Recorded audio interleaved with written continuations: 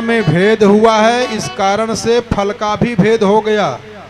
तो भगवान के दूतों ने कहा महाराज कथा सुनने में गलती क्या हो गई? कहा कुछ गलती हुई है। तो कहा इसका उपचार क्या है? तो कहा सावन के महीना में कथा सुनिए तो मैं वादा करता हूं कि जितने श्रोता हैं सबके लिए विमान आएगा। तो सावन में दोबारा कथा की गई है।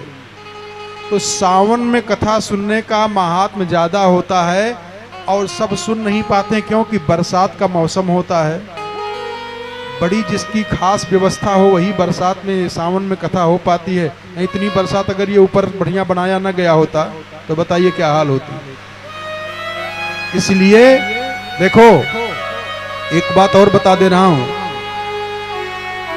धर्मराज युधिष्ठिर नारद जी से पूछे थे कि महाराज ऐसा कोई उपाय है कि जो पूजा कम करें और फल ज्यादा मिल जाए? कहा है तो। कहा क्या? कहा अगर अपने घर में भजन करेंगे, पूजन करेंगे, जप करेंगे तो जितना करेंगे उतना फल मिलेगा।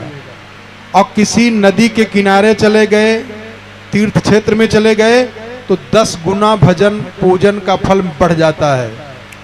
और अगर कहीं मंदिर में चले गए तो हजारों गुना फल बढ़ जाता है। और कहीं विशेष तीर्थ में चले गए वहां कथा सुने तो उसका अनंत गुना फल बढ़ जाता है। तो हम लोग तो एक तो मंदिर प्रांगण में कथा कह रहे हैं, सुन रहे हैं, और दूसरी बात यह है कि सावन का महीना है तो शांति बना करके आनंद लेते हुए कथा का रसपान करें, एकदम भाव में आ जाएं।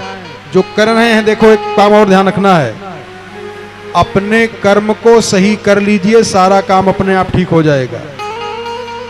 इंद्र का काम है बरसात कराना और हम लोगों का काम है कि कथामृत का बरसात करना कराना। तो आए कथामृत का रसपान करते रहें और संकीर्तन करें, अपनी मन वाणी को पवित्र करें।